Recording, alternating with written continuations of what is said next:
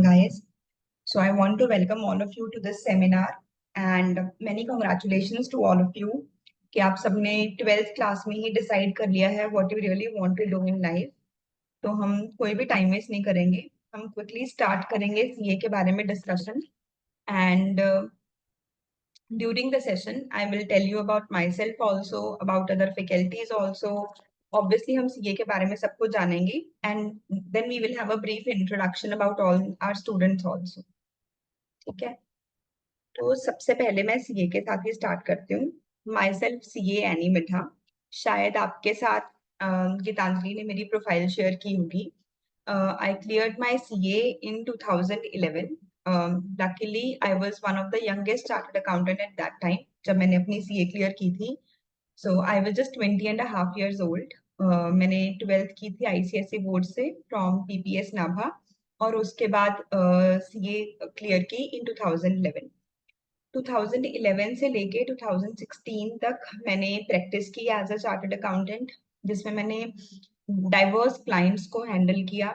Diverse clients in the sense के real estate related, then government audits के related, then MNCs, political parties, banks, इन सारी organisations के law और tax के कंप्लायंस. ये मेरे दो कोर एरियाज थे. लॉ और टैक्स की कंप्लायंस को मैंने देखा. 2016 में I started working in education sector. 2016 में सबसे पहले मैंने काम स्टार्ट किया था टाटा यूनिवर्सिटी के साथ. तो एक मुंबई बेस्ड यूनिवर्सिटी है, उनके साथ मैंने काम स्टार्ट किया था.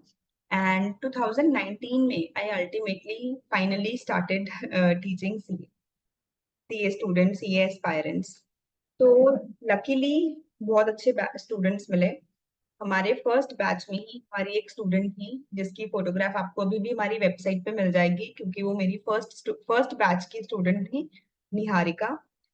She secured an all India rank. And उसके बाद बहुत सारे और स्टूडेंट्स आए जिन्होंने ट्राई सिटी टॉप किया. बहुत सारे बच्चे जिन्होंने फाउंडेशन डिस्टिंक्शन के साथ पास किया. अभी लेटेस्ट आईसीआई ने कुछ चेंजेस किए जिसकी वजह से 12th के students just after 12th 3 months के गैप के बाद सीए कर सकते हैं. जैसे कि अगर आप लोग अप्रैल 2025 में या मार्च 2025 में अपने बोर्ड एग्जाम दे रहे हो तो नेक्स्ट अटेम्प्ट जो सीए फाउंडेशन का होता है दैट इज जून 2025. आप सब लोग जून 2025 अटेम्प्ट के लिए एलिजिबल. तो मैं अपना सेशन स्टार्ट करने से पहले एक बार आपको समझा देती हूँ कि मैं क्या क्या कुछ इस सेशन में आज कवर करने वाली हूँ. सबसे पहले ये करने का पूरा प्रोसेस क्या रहता है. बहुत सारे स्टूडेंट्स आई थिंक मेरे टाइम पे तो ऐसे बहुत सारे स्टूडेंट्स थे और शायद अब भी कुछ आप में से ऐसे लोग होंगे जिनको सिर्फ ये पता है कि सीए का मतलब है चार्टर्ड अकाउंटेंट. उनको नहीं पता कि सीए में क्या काम करना होता है, सीए में किस टाइप के स्किल्स चाहिए, सीए करने के लिए क्या प्रोसेस फॉलो करना है एंड इसके करियर की क्या स्कोप है. So we will discuss everything about starting CA जो एक स्टूडेंट को सीए स्टार्ट करने के लिए चाहिए. फर्स्ट चीज हमारी ये डिस्कस होगी.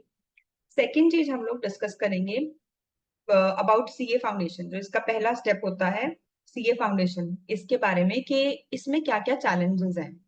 ऑब्वियसली हर किसी बच्चे का सीए पास नहीं होता है. It is a competitive exam, तो not everyone is going to pass this exam. तो क्या चैलेंजेस आते हैं स्पेशली सीए फाउंडेशन स्टेज पे, क्योंकि अगर हमें पता होगा पहले से ही, मैं कोई आपको ऐसा नहीं बोलूंगी कि अरे ये तो बड़ी आसान है, ये तो आप सब लोग क्रैक कर सकते हो. मैं आपको पहले बताऊंगी कि क्या रियलिटी में इसके चैलेंजेस हैं क्या, ताकि आप खुद को उस जर्नी के लिए अच्छे से प्रिपेयर कर सको. एंड फिर हम उन सबके सॉल्यूशन डिस्कस करेंगे कि इस चैलेंज को मीट करने के लिए मुझे क्या करना है. जब मैंने अपनी खुद सीए क्लियर की थी तब फर्स्ट अटेम्प्ट में क्लियर हो गई एंड आई वाज जस्ट 20. तब ना मुझे ये चीज रियलाइज नहीं हुई थी कि किन चीजों ने जेन्युइनली मेरी हेल्प की. अगर तब मेरे से कोई इंटरव्यू लेता और मुझे पूछता कि आप बताओ, आप स्टूडेंट्स को गाइड करो, मैं शायद अच्छे से ना बता पाती. But now after teaching for so many years, students को नोटिस करके ऑब्जर्व करके आई हैव लर्नड कि एक्चुअली सीए में क्या चैलेंजेस हैं और उन चैलेंजेस को हम कैसे प्रैक्टिकली केटर कैसे कर सकते हैं. तो ये सब कुछ हम डिस्कस करेंगे. एंड मैं चाहती हूँ हमारा सेशन बहुत ज्यादा इंटरेक्टिव रहे. बिल्कुल भी वन वे सेशन नहीं चाहती हूँ क्योंकि वो बहुत बोरिंग हो जाएगा और आप लोग शायद कुछ अच्छे से सीख ही नहीं पाओगे.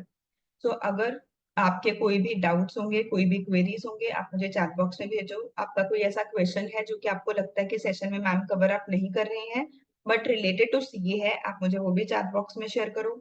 अगर आप में से कोई मीटिंग में बात करना चाहता है, जस्ट रेज योर हैंड्स।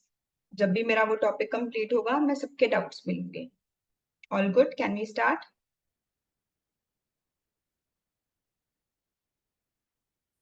अच्छा, मुझे थम्स अप करके सब कंफर्म जरूर करेंगे या हैंड रेस करके।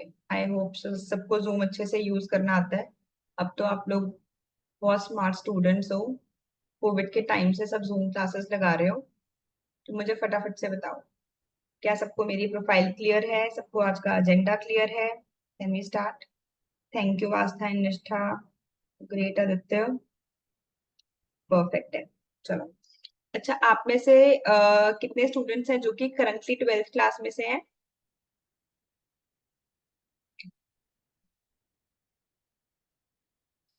Anushka, rhythm, 2 of you are from 12th। ठीक है। बाकी सब लोग अभी 12th में भी नहीं हुए हैं, उससे भी पहले स्टार्ट तैयारी स्टार्ट करना चाहते हैं। That's great, that's very nice. ठीक है। तो 11th और 12th ना जेन्युइनली बहुत इंपॉर्टेंट टाइम होता है करियर के लिए। जो आपने 10th तक गलतियां की हो ना, वो सारे पाप धुल सकते हैं 11th और 12th में आके। मैं बिल्कुल एक मीडियोकर स्टूडेंट थी। यू वोंट बिलीव कि मैं 9th क्लास में इंग्लिश में फेल हो गई थी। बिल्कुल I was an average student. जब मेरा 10th का रिजल्ट आया था, मुझे कोई खास टीचर्स जानते भी नहीं थे स्कूल में। तो 10th तक जो भी लाइफ में गलतियां की हो ना, 11th 12th में सब कवर अप हो सकती हैं। और स्पेशली अगर आप कॉमर्स में आए हो, क्योंकि इसका पास्ट के साथ कोई लिंक ही नहीं है। आप नए सब्जेक्ट्स पढ़ रहे हो जिसमें एवरी वन इज इक्वल। अगर आप इसमें अपना बेस्ट दे रहे हो एंड चीज के कंसेप्ट को समझ रहे हो, कोई भी सब्जेक्ट थेरेटिकली नहीं पढ़ना, चाहे वो इकोनॉमिक्स है, चाहे बिजनेस है। प्रैक्टिकली के रियल लाइफ में ये चीज कैसे की जाती है, अगर आप इस तरीके से समझ रहे हो, it will help you in all competitive exams. मतलब चाहे आप 12th करने के बाद सीए करना चाहते हो, चाहे एमबीए करना चाहते हो, चाहे लॉ करना चाहते हो, any exam that you want to do, कोई भी कम्पिटिटिव एग्जाम आप क्रैक करना चाहते हो, इट इज वेरी इंपॉर्टेंट कि आप अपने 11th 12th का बेस बहुत अच्छे से बिल्ड करो। हम स्टार्ट करते हैं हमारी डिस्कशन।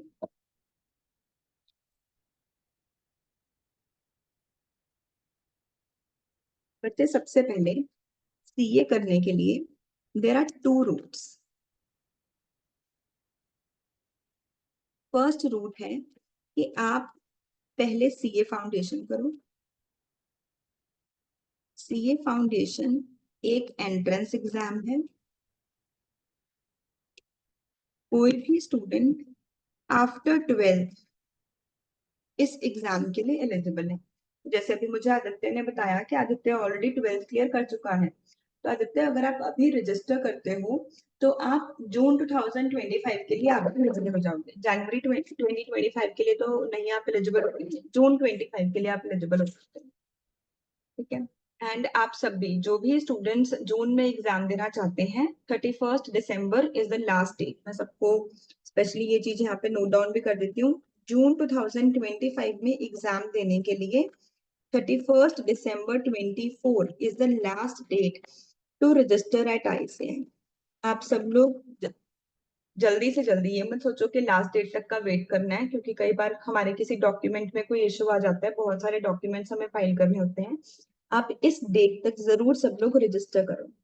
अगर आपको रजिस्ट्रेशन में कोई हेल्प चाहिए तो आप उसके लिए भी आईसीआई से गीतांजलि से बात कर सकते हो। शी विल हेल्प यू, ताकि आप इस अटेम्प्ट के लिए एलिजिबल हो। चलो मेन टॉपिक पे। तो पहला स्टेप होगा, अगर किसी ने भी सीए करनी है, सीए फाउंडेशन, ये एक एंट्रेंस एग्जाम है। अगर आप सीए फाउंडेशन एग्जाम क्लियर कर लेते हो तो उसके 9 मंथ्स के बाद आप एलिजिबल हो जाते हो सीए इंटरमीडिएट के लिए। ये सेकेंड लेवल ऑफ एग्जाम है। अगर आप सीए इंटरमीडिएट का एग्जाम क्लियर कर लेते हो तो उसके बाद आप लोगों को करनी होती है आर्टिकलशिप। आर्टिकलशिप, या फिर आप इसे ही कॉमन लैंग्वेज में आजकल लोग बोलते हैं internship. This is basically on job training है। आप किसी भी एक सीए को ज्वाइन करते हो और उसके पास 2 साल तक के लिए काम करते हो। तो इससे आपको सारी चीजों की प्रैक्टिकल नॉलेज मिलती है। जो चीज आप बुक्स में पढ़ोगे, इंटर में हम आप लोगों को पढ़ाएंगे, इनकम टैक्स की कैलकुलेशन कैसे होती है, जीएसटी की कैलकुलेशन कैसे होती है, वो सारी चीजें आप आर्टिकलशिप में प्रैक्टिकली क्लाइंट्स का काम करोगे। आप रियल लाइफ में आईटीआर फाइल कैसे होंगी, कौन से सॉफ्टवेयर को यूज किया जाता है, टैली पे कैसे काम किया जाता है, प्रॉफिट P&L बैलेंस शीट कैसे बनता है, ये सारी चीजें आप लोग रियल लाइफ में करोगे। ये इस कोर्स के सबसे ब्यूटीफुल बात है। तो ऐसे आप आर्टिकलशिप करोगे। 2 इयर्स की आर्टिकलशिप करने के बाद आप लोग एलिजिबल हो जाओगे सीए फाइनल की। सीए फाइनल क्लियर करने के बाद आपको आपकी सीए की डिग्री मिल जाएगी। तो सीए करने के लिए 2 रूट्स हैं। ये जो फर्स्ट रूट है इसे बोला जाता है सीए फाउंडेशन रूट। इसमें आप आफ्टर 12th ही एलिजिबल हो, एंड ये 4 स्टेप्स के बाद आपकी सीए कंप्लीट हो जाती है। सेकेंड रूट है, इसे बोला जाता है डायरेक्ट एंट्री रूट। इसे डायरेक्ट एंट्री रूट इसलिए बोला जाता है क्योंकि इस केस में स्टूडेंट्स को सीए फाउंडेशन करने की जरूरत नहीं होती। वो डायरेक्टली सेकेंड स्टेप के लिए एलिजिबल हो जाते हैं। वो सीए इंटरमीडिएट का एग्जाम देते हैं, उसके बाद सिमिलरली आर्टिकलशिप करते हैं, और फिर बिल्कुल सिमिलर तरीके से सीए फाइनल करते हैं। बट इसमें डिफरेंस ये है कि डायरेक्ट एंट्री रूट में एलिजिबल होने के लिए आप आफ्टर ग्रेजुएशन एलिजिबल। जरूरी नहीं कि आप लोगों ने ग्रेजुएशन बीकॉम ही की हो। अगर किसी पर्सन ने बीबीए, बीसीए, बीएससी कोई भी कोर्स किया हुआ है, वो सब लोग एलिजिबल हैं, कोई भी सीए कर सकता है।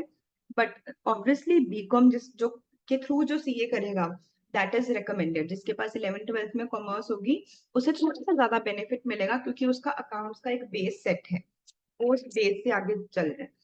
तो एक है direct entry route. Direct entry route में बच्चा 3 साल बाद, 3 साल बीकॉम कंप्लीट करने के बाद डायरेक्टली एलिजिबल हो जाता है सीए इंटरमीडिएट के लिए। अब अबाउट सीए फाउंडेशन, जो कि आपका फर्स्ट चैलेंज है, इसे थोड़ा और अच्छे से समझते हैं। बच्चे, सीए फाउंडेशन का पास परसेंटेज है 25%। पास परसेंटेज 25% का मतलब ये है कि अगर 1000 स्टूडेंट्स एग्जाम दे रहे हैं तो उनमें से सिर्फ 250 स्टूडेंट्स पास होंगे। ये बहुत अच्छी चीज भी है, ये बहुत बुरी चीज भी है। ये बुरी चीज इसलिए क्योंकि कुछ बच्चे इंटेलिजेंट हैं बट कॉन्फिडेंट नहीं है, तो वो डर जाते हैं कि मैम अगर हम पास नहीं हुए तो ये उन लोगों के लिए बुरी चीज है जिनमें करेज नहीं है। बिकॉज अगर आप एक प्रोफेशनल कोर्स करना चाहते हो जिसमें फ्यूचर में आपने सीए बन के लोगों का टैक्स का चोरी पकड़ना है, लोगों की बुक्स को ऑडिट करना है कि इनकी बुक्स में कोई भी फ्रॉड नहीं हो रहा है, तो उसके लिए यू नीड करेज। तो आपको आप में करेज होना बहुत ज्यादा जरूरी है। बट इसमें अच्छी बात ये है, अगर आप अच्छे से इसे समझोगे, कि क्यों हमेशा सीए की रिस्पेक्ट होती है, क्यों सीए के करियर का इतना अच्छा स्कोप है। Because not everyone can be a CA. There are only selected few people who deserve to do this, जो कि ये पूरी जर्नी, जो टाइम आम बच्चा अपने कॉलेज लाइफ को एंजॉय करने में स्पेंड करता है, जो वो सीए स्टूडेंट अपने स्किल्स को ओन करने में स्पेंड कर रहा है, उसे फ्यूचर में उसका बेनिफिट मिलना है। तो ये जो करियर का रेलेवेंस है, इसकी जो करियर की स्कोप है, कहते हैं कि रिसेशन के टाइम पे भी सीए के पास कभी भी काम की कमी नहीं होती है। उसका रीजन ये है, आप इकोनॉमिक्स में पढ़ते हो, इसकी सप्लाई लिमिटेड है। जब आईसीआई ने फिक्स कर रखा है कि एक साल में maximum 2 to 3 thousand students CA बनेंगे, एक साल में इससे ज्यादा लोग सीए बनेंगे ही नहीं, तो फिर हमारे करियर को सिक्योरिटी मिल गई ना। जैसे कि अभी अगर आपको मैं एक एग्जांपल दूं, इंडिया की population right now more than 100 crore है। India population is more than 100 crore. तो लेट्स से 50% लोग इंडिया में अपनी इनकम टैक्स रिटर्न फाइल करते हैं। मैं बहुत ही कॉन्जर्वेटिव एस्टिमेट ले रही हूँ, वैसे तो इससे बहुत ज्यादा लोग रिटर्न फाइल करते होंगे, बट लेट्स से सिर्फ 50% लोग ऐसे हैं जो कि इनकम टैक्स की रिटर्न फाइल करते हैं। उसके बाद इंडिया में बहुत सारी पार्टनरशिप फर्म्स हैं, बहुत सारी कंपनीज हैं, बहुत सारी मल्टीनेशनल कंपनीज हैं जो कि इंडिया में काम कर रही हैं, जिनका इंडिया में ब्रांच है। इन सब लोगों ने भी अपनी इनकम टैक्स की रिटर्न फाइल करनी है, इन सब लोगों ने अपना जीएसटी का रिटर्न भी फाइल करना है, इन सब लोगों ने अपना ऑडिट का काम भी करना है। जितने भी गवर्नमेंट की ऑर्गेनाइजेशंस हैं उनका भी ऑडिट होना है, जितने भी बैंक्स हैं उनका भी ऑडिट होना है। बैंक ने अगर किसी भी कस्टमर को लोन देना है, किसी भी को भी बिजनेस लोन देना है, तो बैंक ने चेक करना है कि ये पर्सन लोन के लिए क्रेडिबल भी है या नहीं, कि ये लोन वापस भी कर पाएगा या नहीं, इसकी क्रेडिबल गुडविल कैसी है। तो बैंक किसकी रिपोर्ट मांगेगा? सीए की रिपोर्ट मांगेगा। ये सारा काम राइट नाउ पता है कितने सीए कर रहे हैं? 3,20,000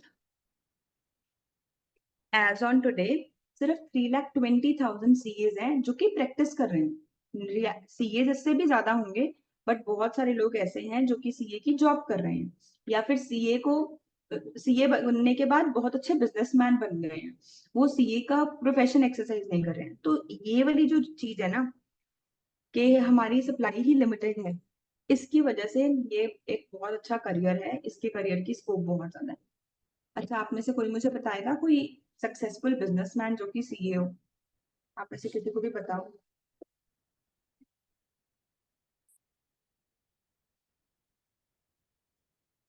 any successful businessman you know is a CA? Ma'am, Aman Gupta the founder of boat is a CA.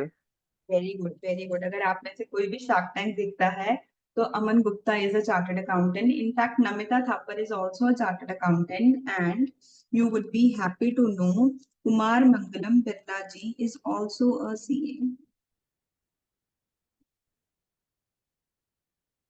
Birla ji का इतना बड़ा एम्पायर है, उन्होंने क्यों सोचा कि मैंने अपने बेटे को सीए करवानी है? बिकॉज जो सीए आपके स्किल्स बिल्ड करेगी। मैंने आपको बताया था कि मैं आपको सीए के करियर के बारे में गाइड करूंगी। ये तो मैंने आपको सिर्फ ये बताया कि उसका फाइनेंशियल सिक्योरिटी है, कि फाइनेंशियली ये करियर कभी भी आपको धोखा नहीं देगा, हमेशा यू विल हैव वर्क। ये जो सेकेंड चीज है कि बिरला जी के बेटे ने सीए का, इसका रीजन पता है क्या है? क्योंकि इसमें जो आपको स्किल सीखने को मिलता है ना, फाइनेंस को आप इतने अच्छे से समझ जाते हो कि आप कोई भी बिजनेस कर सकते हो। जब कोई पर्सन नंबर्स को समझ जाता है तो वो कोई भी बिजनेस को अच्छे से रन कर सकता है। सो दोनों पर्सपेक्टिव से, आपके इंटेलेक्चुअल डेवलपमेंट के पर्सपेक्टिव से भी और आपकी फाइनेंशियल डेवलपमेंट के पर्सपेक्टिव से भी ये कोर्स बहुत बेनिफिशियल है। मैं एक बार सब कुछ रिकैप करती हूँ जो कुछ भी मैंने अभी तक बताया, फिर हम आगे नेक्स्ट स्टेप पे जाते हैं। Very good read. Very nice. Yes, Anil Singhvi, who was an MD of Ambuja, and he is also a chartered accountant. तो सबसे पहला क्वेश्चन, पहली चीज जो आज हम लोगों ने क्लास में डिस्कस की, दैट वाज अबाउट मी, कि मैं हूँ कौन, कौन आपका सेमिनार कौन ले रहा है। फिर हम लोगों ने डिस्कस किया कि सीए करने के क्या क्या तरीके हैं। One is CA foundation route and other is direct entry route. फिर हम लोगों ने डिस्कस किया सीए के स्कोप के बारे में, कि ऑब्वियसली इतनी ज्यादा इंडिया की जो पॉपुलेशन है और इंडिया थर्ड लार्जेस्ट इकोनॉमी बन गई है, तो इतने सारे बिजनेसेस इंडिया में आ रहे हैं। तो ये सारे बिजनेसेस का फाइनेंशियल एडवाइजर कौन बनने वाला है? एक चार्टर्ड अकाउंटेंट बनने वाला है। इसके स्किल पर्सपेक्टिव से भी हमने ये जाना कि इसमें हमें इतने अच्छे स्किल्स बिल्ड करने का मौका मिलता है कि इसके बाद हम चाहे तो जॉब भी कर सकते हैं, हम चाहे तो सीए की प्रैक्टिस भी कर सकते हैं, एंड क्योंकि हमें नंबर्स की समझ आ गई है तो हम बिजनेस भी कर सकते हैं। All the doors are open for a chartered accountant. तीनों तरह के डोर्स हमारे लिए ओपन है। अब हम डिस्कस करते हैं अबाउट सीए फाउंडेशन, जो आपका पहला स्टेप होगा 12th के बाद, कि इसमें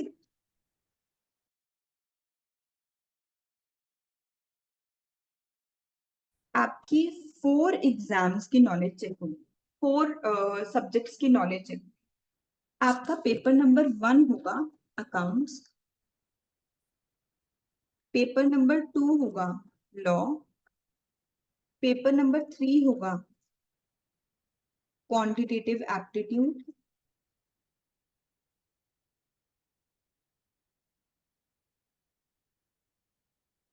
एंड पेपर नंबर 4 होगा इकोनॉमिक्स। अब जो आपका फर्स्ट पेपर होगा, पेपर नंबर 1 अकाउंट्स, इसमें आपका 11th 12th बीकॉम के कुछ चैप्टर्स, ये सारा सिलेबस है। 11th 12th और बीकॉम, मतलब जो एक आम स्टूडेंट 3 साल में सिलेबस कवर करता है, हमें वो सब कुछ सीए फाउंडेशन लेवल पे ही टेस्ट किया जाता है। एंड ऑब्वियसली कंप्लेक्सिटी लेवल या एनालिटिकल लेवल क्वेश्चंस का हायर होगा, higher complexity and analytical level होगा देन 11th और 12th। 11th और 12th शायद कोई क्रैमिंग करके भी मार्क्स सिक्योर कर ले, बट सीए फाउंडेशन में उस स्टूडेंट की कोई ना कोई क्वेश्चन में गलती हो जाएगी अगर वो किसी भी कॉन्सेप्ट को क्रैम करके जा रहा है। जो अकाउंट्स का पेपर होगा ये 100 मार्क्स का पेपर होगा,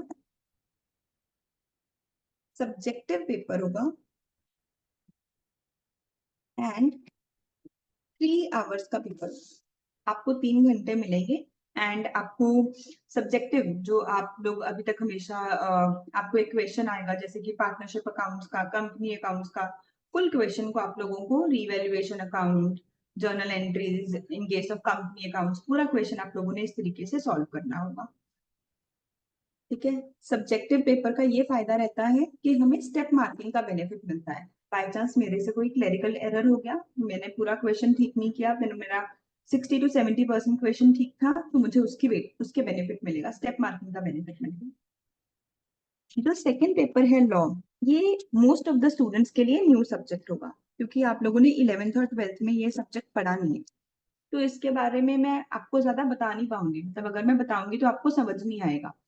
तो इसमें वैसे बेसिकली 6 एक्ट्स हैं इन आवर सिलेबस, तो आपको 6 लॉज के बारे में नॉलेज दी जाएगी। अगर उन 6 लॉज को मैं डिवाइड करूं कि किस किस टाइप के लॉज हैं, तो एक कैटेगरी ऑफ लॉज है जिसमें आपको जनरल चीजों की, जैसे कि एक हमारा सिलेबस में एक्ट है कॉन्ट्रैक्ट, कि अगर दो लोगों के बीच में कॉन्ट्रैक्ट हुआ तो क्या रूल्स अप्लाई होंगे। जैसे कि आज मैंने आप लोगों से प्रॉमिस किया कि मैं 11:30 आप लोगों का सेमिनार लूंगी, बाय चांस मान लीजिए मैं सेमिनार ना ले पाती, तो आपके क्या लीगल राइट्स थे। मान लो कोई स्टूडेंट स्पेशली हिमाचल प्रदेश से ये सेमिनार अटेंड करने चंडीगढ़ आता, ऑफलाइन सेशन अटेंड करने आता, एंड मैं वो आए और मैं बोलूँ मैं सेशन नहीं ले सकती, या फिर कुछ टेक्निकल रीजंस की वजह से हमारा सेशन डिले हो गया, तो वो क्या लीगल एक्शन ले सकता है, क्या लीगल राइट्स एंड ड्यूटीज हैं, वो यहाँ पे सिखाए जाएंगे। लेट से ए ने बी से ऑफिस रेंट पे लिया, अगर वो टाइम पे रेंट ना दे तो उसके क्या राइट्स एंड ड्यूटीज हैं, ऐसी चीजें हम कॉन्ट्रैक्ट एक्ट में सीखेंगे। ऐसे ही हमारे सिलेबस में एक एक्ट आएगा, सेल ऑफ गुड्स एक्ट। अगर कोई भी पर्सन गुड्स की परचेज सेल करता है, जैसे कि आप लोग नोटबुक परचेज करने गए, मैंने लैपटॉप परचेज किया, हमने आईसीआई की बुक्स परचेज की, इन सारे केसेस में जो बायर और सेलर है उनके क्या राइट्स एंड ड्यूटीज बनते हैं, वो हम लोग सेल ऑफ गुड्स एक्ट में सीखेंगे। एंड एक हमारे सिलेबस में आएगा नेगोशिएबल इंस्ट्रूमेंट्स एक्ट। तो आप लोगों ने वर्ड्स सुने हुए हैं, बिल्स ऑफ एक्सचेंज, चेक। तो अगर कोई चेक इशू करता है उस केस में क्या रूल्स लगेंगे। मान लो मैंने किसी को चेक दिया बट वो चेक ऑनर नहीं हुआ, उसके अकाउंट में, मेरे अकाउंट में पैसे ही नहीं थे और मैंने चेक इशू कर दिया, जिसकी वजह से चेक डिसऑनर हो गया, बाउंस हो गया, तो सामने वाला मेरे अगेंस्ट क्या लीगल राइट्स एक्सरसाइज कर सकता है, ऐसे रूल्स हम सीखेंगे। आपके लिए ये नया सब्जेक्ट है, तो सिर्फ मैं आपको कुछ नए वर्ड्स के साथ इंट्रोड्यूस कर रही हूँ कि किस किस टाइप के टॉपिक्स हमारे सिलेबस में हैं। एंड सेकेंड टाइप, मैंने आपको बोला टोटल 6 एक्ट है, ये फर्स्ट 3 एक्ट है। जो सेकेंड टाइप ऑफ एक्ट है ना, ये डील करते हैं टाइप्स ऑफ ऑर्गेनाइजेशन के बारे में। जैसे आप बिजनेस में भी सीख रहे हो कि एक होती है प्राइवेट कंपनी, एक होती है पब्लिक कंपनी, यहाँ पे हम लोग पूरा कंपनीज एक्ट ही पढ़ लेंगे।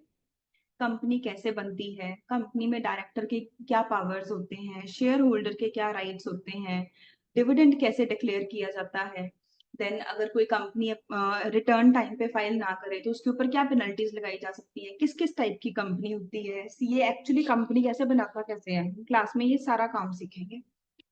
जैसे आप अकाउंट्स में पढ़ रहे हो पार्टनरशिप अकाउंट्स, यहाँ पे हम लोग पूरा इंडियन पार्टनरशिप एक्ट पढ़ेंगे। इंडियन पार्टनरशिप एक्ट 1932, पार्टनर्स के क्या राइट्स हैं, पार्टनर्स की क्या ड्यूटीज हैं, अगर कोई पार्टनर फ्रॉड कर दे तो क्या होगा, अगर कोई पार्टनर अपनी अथॉरिटी के बाहर जाके काम कर रहा है तो उसके क्या राइट्स एंड ड्यूटीज हैं। मतलब पूरा सब्जेक्ट ही प्रैक्टिकल सब्जेक्ट है, रियल लाइफ सिनेरियोज के साथ लिंक करके हम इसे याद करेंगे।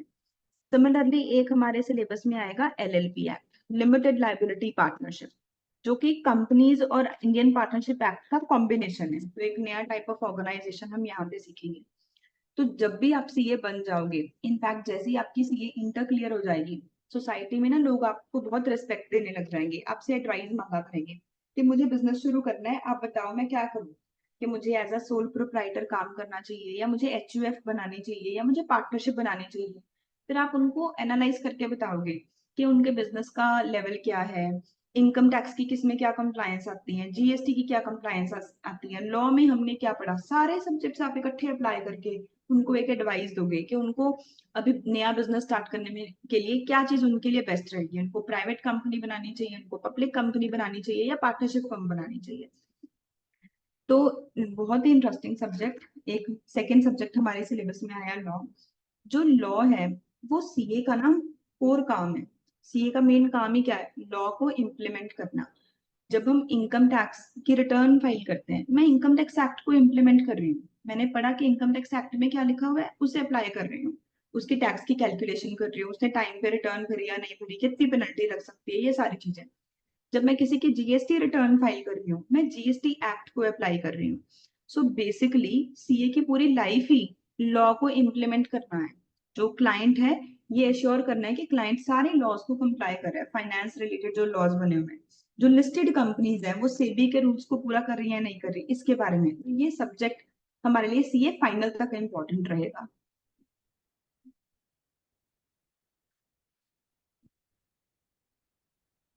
रितम, अभी आपका डाउट डिस्कस करते हैं, गिव मी 2 मिनट्स, अभी हम इसके ऊपर वापस आएंगे। ठीक है, नेक्स्ट थर्ड सब्जेक्ट होगा आपका क्वांटिटेटिव एप्टीट्यूड। अब कुछ बच्चे, ये सब्जेक्ट ऐसे एक फैंसी सा नाम है, वैसे इस सब्जेक्ट को 3 कोर पार्ट्स में डिवाइड किया जा सकता है। एक है मैथ, एक है लॉजिकल रीजनिंग, और एक है स्टेटिस्टिक्स। सो यहाँ पे कुछ स्टूडेंट्स को शायद डर लगे, जिन लोगों के पास 11th-12th में मैथ्स नहीं है, तो उनके कंफर्ट के लिए मैं स्पेसिफिकली बता रही हूँ।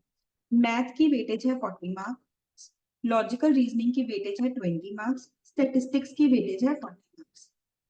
अगर आपका एक बेसिक IQ है, मतलब चाहे आप पढ़ाई करते हो या नहीं करते हो, बट अगर आपको लगता है कि आपका एक बेसिक IQ है, तो लॉजिकल रीजनिंग अभी भी आप बिना पढ़े 10 to 15 मार्क्स स्कोर कर लोगे। लॉजिकल रीजनिंग में आपका IQ चेक करने के लिए क्वेश्चंस पूछे जाते हैं, जैसे कि they can ask the question कि x का रिलेटिव है y की मदर है z का ब्रदर है a की सिस्टर है p की वाइफ है p का हस्बैंड है q, तो फर्स्ट पार्टी और q का क्या रिलेशनशिप रहा।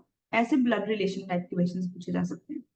जैसे कि वो क्वेश्चन पूछ सकते हैं कि मिस्टर ए इस पोजीशन पे खड़ा है, वो 10 किलोमीटर नॉर्थ गया, फिर उसने लेफ्ट टर्न ले ली, फिर उसने 7 किलोमीटर साउथ गया, फिर उसने राइट टर्न ले ली, वो अपनी ओरिजिनल पोजीशन से कितनी दूर है। डायरेक्शंस के रिलेटेड क्वेश्चंस पूछे जा सकते हैं। तो logical reasoning is basically testing your aptitude, आपका IQ चेक करने के लिए। जो मैथ का पोर्शन है, इसमें से 30 मार्क्स का सिलेबस तो 1 to 10th क्लास तक का है। जो टॉपिक्स आपने 10th क्लास तक पढ़े, equations, then linear inequalities, time value of money, ऐसे सारे टॉपिक्स, इंटरेस्ट की कैलकुलेशन करना, ratio and proportion, logs and indices, ये सारे टॉपिक्स आपको आएंगे। इसकी वेटेज है 30 मार्क्स। 10 मार्क्स की, 5 to 10 मार्क्स की वेटेज है 11th-12th के टॉपिक्स की, जैसे कि परम्यूटेशन एंड कॉम्बिनेशन, डिफरेंशिएशन और इंटीग्रेशन। जिन भी स्टूडेंट्स के पास मैथ नहीं है, मैं उनको रेकमेंड करती हूँ कि आप इन टॉपिक्स के ऊपर फोकस ना ही करो, क्योंकि इन टॉपिक्स को करने के ऊपर जो आप 1 मंथ लगाओगे, उससे बेटर है कि आप मैथ, LR, स्टैट्स के जो टॉपिक्स आपको आते हैं, जो लो हैंगिंग फ्रूट्स हैं, जो आपको चीजें इजी लग रही हैं, आप उसमें मास्टरी डेवलप करो कि आप और बेटर मार्क्स के साथ पास हो सको। लास्ट पार्ट होगा स्टेटिस्टिक्स। ये तो आपको बिल्कुल डरने वाली चीज है ही नहीं, क्योंकि आप लोग ऑलरेडी 11th-12th में इकोनॉमिक्स में स्टैट्स पढ़ते हो, तो बिल्कुल सेम सिलेबस है। Correlation, mean median mode, and उसके बाद रिग्रेशन, स्टैंडर्ड डेविएशन, ये सेम टॉपिक्स जो आपने 11th-12th में पढ़े, यहाँ पर भी कवर किए जाएंगे। लास्ट पेपर आया इकोनॉमिक्स का। इकोनॉमिक्स के पेपर में आपका micro economics, macro economics and Indian economy, ये तीनों चीजें हमारे सिलेबस में हैं। अगली इंटरेस्टिंग चीज है,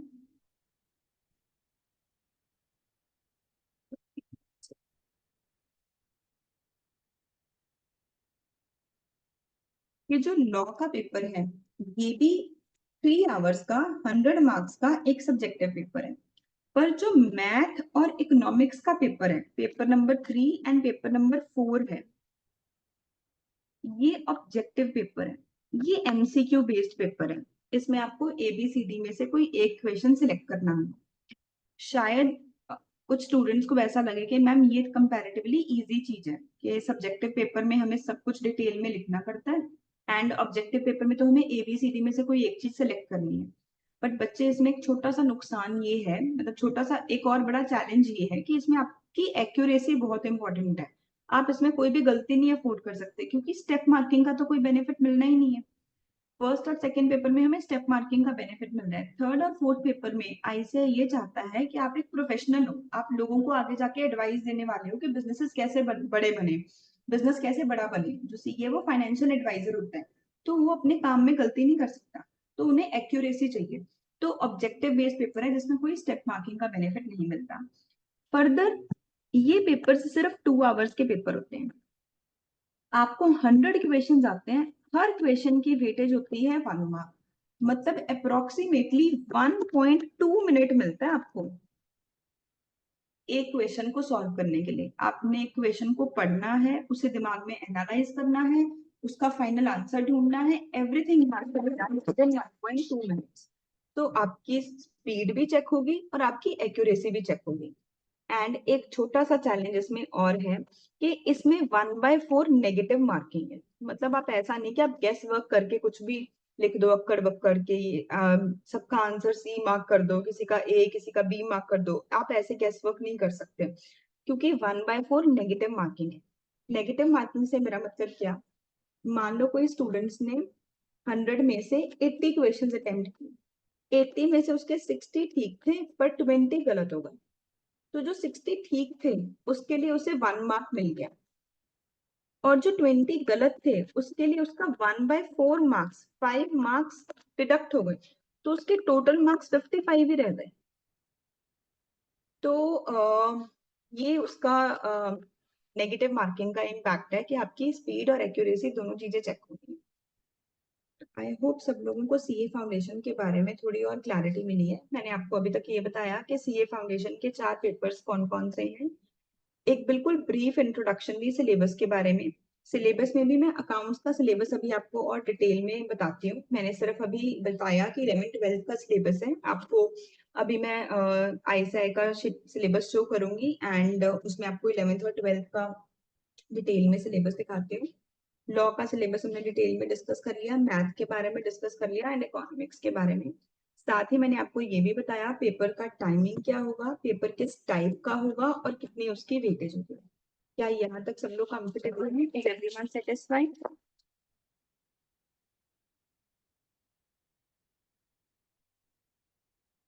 हम आगे चल सकते हैं।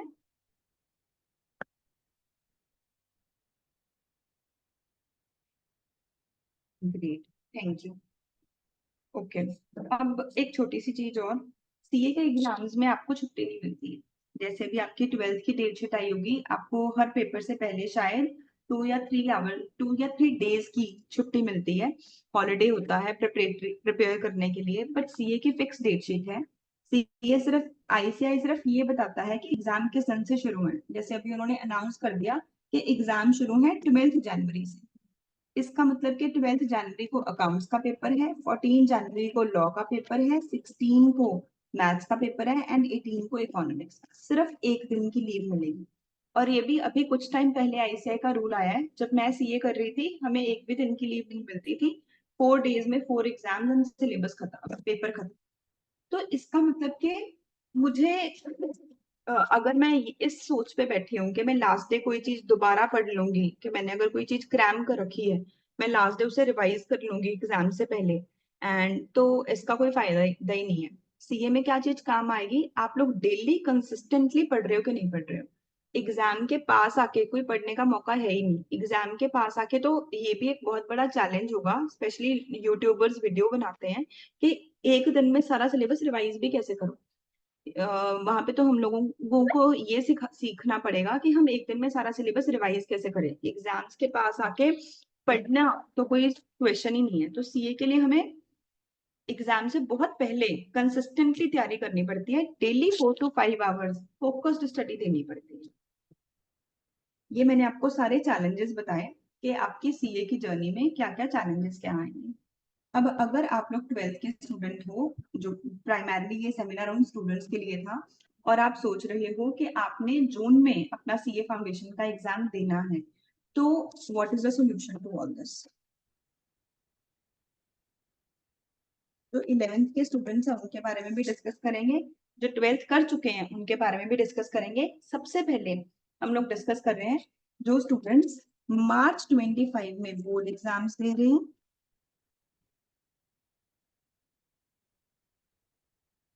एंड जून 25 में कोशिश कर रहे हैं कि हमारा सीए फाउंडेशन का एग्जाम क्लियर हो जाए। तो ये डिफिकल्ट चीज तो बच्चे बिल्कुल ही नहीं है। हमारी पिछली बार की जो टॉपर थी बैच की, हर नेम इज युक्ति, आपको वेबसाइट पे उसकी भी पिक्चर मिल जाएगी। She secured 307 marks out of 400। उसने 12th के साथ साथ ही सीए क्लियर की है। मार्च में उसने अपने बोर्ड एग्जाम्स क्लियर किए और अभी वो हमारे पास सीए इंटर की कोचिंग भी ले रही है। She was satisfied with CA foundation classes. उसने फर्स्ट अटेम्प्ट में with preparation of 2 to 3 months only 307 marks secure किए हैं। तो अगर उसने किया आप सब लोग भी कर सकते हो। अब ये कैसे करना है हमें।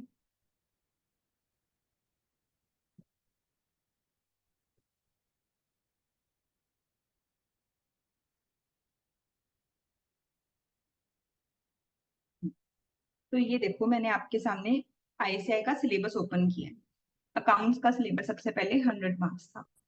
तो सबसे पहला जो चैप्टर है आपका थ्योरी चैप्टर है, meaning and scope of accounting, accounts के concepts, capital and revenue expenditure, accounting policies, accounts as a measurement discipline. ये सारे थ्योरी चैप्टर्स की वेटेज है 5 मार्क्स। तो 2 आवर्स में मैं एक दिन आपकी सिर्फ एक क्वेश्चन आता है थ्योरी क्वेश्चन। एक दिन आपकी 2 आवर्स की क्लास होगी जिसमें हम ये सारे थ्योरी के कॉन्सेप्ट्स को डिस्कस कर लेंगे। ये class just few days before exam होगी जिसमें आपको ये 5 मार्क्स की तैयारी करवाई जाएगी। हमारा बाकी सारे टाइम पे फोकस होगा 95 मार्क्स की तैयारी करनी। सेकेंड चैप्टर है आपका अकाउंट्स का 11th क्लास का 50% सिलेबस। आप फर्स्ट चैप्टर रीड करो। Recording accounting transactions, principles of double entry, books of original entry, journal, subsidiary book, cash book, ledger, posting from journal and subsidiary, सारे accounts की balancing करना और trial balance बनाना। यहाँ तक chapters की weightage है 10 marks. First और सेकेंड यूनिट मिला के सेकेंड चैप्टर का इसकी वेटेज है 10 मार्क्स। तो ये आप सबने 11th में बहुत अच्छे से किया हुआ है। 11th में इसके सारे कॉन्सेप्ट्स बिल्ड हैं। हम अप्रोक्सीमेटली 3 to 4 डेज लगाएंगे आपके एग्जाम्स कंप्लीट होने के बाद, और हम इन टॉपिक्स के ऊपर फोकस करेंगे 3 to 4 डेज में, क्योंकि आप सबने ये पहले से किए हुए हैं। इनको रिवाइज करेंगे, इनकी कुछ क्वेश्चंस प्रैक्टिस करेंगे। तो जो हमारी बाकी की मेजर तैयारी होगी 2 महीने की, वो यहाँ से शुरू होगी actually rectification of error chapter से। तो रेक्टिफिकेशन ऑफ एरर चैप्टर भी वैसे आप लोगों ने 11th में पढ़ा हुआ है, बट और ज्यादा कंसेप्चुअल क्लैरिटी के साथ आईसीआई सीए के लेवल के रिक्वायरमेंट के हिसाब से हम इसके बहुत सारे क्वेश्चंस प्रैक्टिस करेंगे। इस चैप्टर की वेटेज है 10 मार्क्स। उसके बाद हमारे पास एक चैप्टर आ जाएगा बीआरएस, इन्वेंट्री डेप्रिसिएशन। ये इन्वेंट्री चैप्टर आप लोगों के लिए नया होगा एंड बाकी सारे चैप्टर्स आप का बेस आप लोगों ने बिल्ड किया हुआ है। जैसे बीआरएस का बेस बिल्ड है, शायद कुछ स्टूडेंट्स को डिफिकल्ट लगता हो तो हमने और ज्यादा प्रैक्टिस करनी है, बट आपका बेस बिल्ड है। डेप्रिसिएशन कैसे कैलकुलेट करते हैं, straight line method, return down value method, आप सबने 11th क्लास में सीखा हुआ है। अगर आप ऑब्वियसली सोच रहे हो कि मुझे सीए करनी है, तो मैं एज्यूम कर रही हूँ कि एक बेसिक अंडरस्टैंडिंग आप सबको डेप्रिसिएशन की है। Then similarly bills of exchange, bills receivable की क्या जर्नल एंट्रीज होती है, बिल्स पेएबल की क्या जर्नल एंट्रीज होती हैं, बुक्स में से कैसे रिकॉर्ड करते हैं जब कोई डेटर हमें बिल्स रिसीवेबल दे या हम किसी को बिल्स पेएबल दे। ये सारी बेसिक अंडरस्टैंडिंग आप लोगों को है। We will devote 3 to 4 days to each chapter ताकि हम सीए लेवल के लिए इसे मास्टर कर सकें। बट ये सारे चैप्टर्स इंपॉर्टेंट हैं एंड आप लोगों ने पहले किए हुए हैं। यहाँ से हमारा मेन काम शुरू होगा। इन सारे चैप्टर्स को मैं 10 to 15 डेज ईच दूंगी, मतलब 1 महीना आप लोगों की कोर तैयारी होगी। जैसे ही आप लोग बोर्ड एग्जाम्स अपने क्लियर करके आओगे, अप्रैल में मैंने आपकी जो सबसे पहले तैयारी शुरू करवानी है, मैंने 7th चैप्टर से आपको पढ़ाना शुरू करना है। एंड हर टॉपिक को हम 15 डेज देंगे। तो 7, 8, 9 इसे मैं एक ही टॉपिक काउंट करती हूँ, ये सारी चीजें एक दूसरे के साथ कनेक्टेड है। 7, 8, 9 चैप्टर, ये टॉपिक हम लोग 10 to 15 डेज में कवर करेंगे। इसमें हम ये सीखेंगे कि किसी भी बिजनेस के P&L और बैलेंस शीट कैसे बनाएं। मैं आप लोगों को मेंटली इस लेवल के लिए ट्रेन करना चाहूंगी कि अगर आपको कोई आके ये ट्रांजैक्शन बताए, कोई बताए कि बिजनेस में रेंट पे किया, सैलरी पे की, आप डायरेक्टली उसे ये बता सको कि इसका P&L और बैलेंस शीट में इम्पैक्ट क्या जाएगा। तो ये एक ही टॉपिक को 3 पार्ट्स में डिवाइड किया गया। अगर कोई प्रॉफिट ऑब्जेक्टिव के साथ काम कर रहा है तो हम बोलते हैं final accounts of sole proprietors. अगर नॉन प्रॉफिट ऑब्जेक्टिव के साथ काम कर रहा है तो हम बोलते हैं नॉट फॉर प्रॉफिट ऑर्गेनाइजेशन की बुक्स बनाओ। एंड अगर किसी पर्सन ने हमें अपना ट्रायल बैलेंस ही नहीं दिया, ट्रायल बैलेंस के बिना ही मुझे कहता कि मुझे अपना P&L और बैलेंस शीट बना के दे दो मुझे, तो हम कहते हैं इनकम्प्लीट रिकॉर्ड्स। तो ये 3 चैप्टर्स हम करेंगे। फिर हम करेंगे 11th chapter, company accounts. Company accounts आप सब लोगों ने ट्वेल्थ में बहुत अच्छे से किया है। ट्वेल्थ में आई थिंक इसकी वेटेज 25 मार्क्स से ज्यादा है। आप अपनी क्लास का, ट्वेल्थ क्लास के ट्यूशंस का काफी सारा time issue of shares, for feature of shares, pro rata allotment, री इशू, इन सारी चीजों के ऊपर स्पेंड करते हैं। तो फर्स्ट और सेकेंड यूनिट इन्हीं 2 टॉपिक से रिलेटेड है। 3 हमारे पास नए टॉपिक आएंगे, प्रेफरेंस शेयर्स और debentures, bonus and right issue. बड़े ही आसान टॉपिक्स हैं, 15 दिन में हम अपना पूरा कंपनी अकाउंट्स कंप्लीट कर लेंगे। उसके बाद हम करेंगे 10th chapter which is partnership accounts, which will again take us 15 days, जिसमें हम पार्टनरशिप फर्म के बारे में जो कुछ आपने ट्वेल्थ में पढ़ा, admission, retirement, death, dissolution, goodwill का ट्रीटमेंट, ये सारा कुछ रिपीट होगा। जो आपने ट्वेल्थ के क्वेश्चंस किए, बिल्कुल सिमिलर कैटेगरी ऑफ क्वेश्चंस हम यहाँ पे प्रैक्टिस करेंगे। तो अकाउंट्स का सिलेबस दिखाने का पर्पज ये था आपका डर खत्म करना, कि टेंशन ना लो, आपने जो ट्वेल्थ में किया है उसमें से काफी सारी चीजें कवर हो रही हैं। 10th और 11th चैप्टर तो बिल्कुल आपका ट्वेल्थ क्लास वाला ही है। देन 7th चैप्टर आप लोगों ने 11th में किया हुआ है।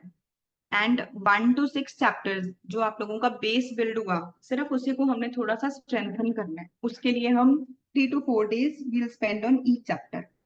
तो इसका आपको अभी कोई स्ट्रेस नहीं लेना है, अभी आप अपने बोर्ड एग्जाम्स के ऊपर फोकस कर सकते हो। जैसे ही आपके बोर्ड एग्जाम्स खत्म हुए, नेक्स्ट डे से हम इसकी तैयारी कर सकते हैं। And we can easily crack this in 2 months। In fact we can target 90+ marks with 2 months preparation. Second subject आ गया हमारे पास लॉ। लॉ का सिलेबस तो मैंने आप लोगों को बता ही दिया। अब लॉ हमारे लिए है एक नया सब्जेक्ट। तो लॉ ऑब्वियसली अगर हम सीधा स्टार्ट करेंगे अप्रैल से तो हमारे लिए एक आम स्टूडेंट के लिए बहुत डिफिकल्ट हो जाएगा। तो मैं आप लोगों को एडवाइस करूंगी कि आप नवंबर से after Diwali daily 1 hour law को देना शुरू कर दो। मैं आपसे इससे ज्यादा टाइम नहीं चाहती हूँ और मैं रेकमेंड भी नहीं करूंगी। मैं सिर्फ ये चाहती हूँ कि आप डेली 1 आवर दो। रेकमेंड इसलिए नहीं करूंगी क्योंकि ऑब्वियसली आप पूरी जिंदगी लोग आपसे पूछेंगे कि आपके ट्वेल्थ में कितने मार्क्स थे। आप कहीं पे भी जॉब देने जाओ, जॉब का इंटरव्यू देने जाओगे, आपकी ट्वेल्थ की मार्कशीट बहुत इंपॉर्टेंट रोल प्ले करेगी उस इंटरव्यू में, कि ट्वेल्थ में क्या मार्क्स थे, ग्रेजुएशन में क्या मार्क्स थे। सो हमें ट्वेल्थ के बोर्ड्स को तो स्पॉइल करना ही नहीं है, तो ट्वेल्थ के ऊपर तो पूरा फोकस रखना ही नहीं है। बट जब आप थक चुके हो, you don't want to study more economics, you don't want to study more accounts, आप लोग हम लोग आफ्टर दिवाली 2 नवंबर से ही आरएमएस में लॉ की क्लासेस स्टार्ट कर रहे हैं ट्वेल्थ क्लास के स्टूडेंट्स के लिए। आप लोग आरएमएस की ऐप पे जाओ और आप एक क्लास सुन लो, या फिर अगर आप ऑफलाइन क्लासेस भी अटेंड करना चाहते हो तो सेक्टर 32 में हमारी इवनिंग में क्लासेस स्टार्ट होंगी। आप डेली सिर्फ 1 आवर लॉ को दो। और ये भी मैं आपसे चाहती हूँ नवंबर टू जनवरी, नवंबर दिसंबर, मुझे पता है कि प्री बोर्ड के टाइम बहुत सारे बच्चे शायद टाइम नहीं दे पाएंगे। फेब में आप लोगों के एग्जाम शुरू हो जाने हैं, प्रैक्टिकल्स शुरू हो जाने हैं, तब भी आप टाइम नहीं दे पाओगे। बट अगर आप 60 क्लासेस भी मुझे दे देते हो, अगर आप मुझे 60 आवर्स भी दे देते हो, मेरी 60 क्लासेस भी लगा लेते हो, तो हम अप्रोक्सीमेटली 50% सिलेबस तो कवर कर ही लेंगे। तो अगर आपने 50% सिलेबस पहले कवर कर रखा है, तो जब आप बोर्ड एग्जाम्स दे के आओगे, आपको पता चल गया कि एक नया सब्जेक्ट है, उसे मैनेज कैसे करना है। आपको पता चल गया कि इस सब्जेक्ट को पढ़ना कैसे है। उसके बाद आप डेली 2 2 आवर्स लॉ को पढ़ो और आप इजीली कर सकते हो। इसे बहुत सारे स्टूडेंट्स ने पास में किया है and you can also do. I think रीत के फादर, खुशी के फादर हमारे साथ कनेक्टेड हैं, या रीत के फादर हमारे साथ कनेक्टेड हैं। Are you satisfied with my answer, या आपको कुछ और भी हेल्प चाहिए इसके बारे में?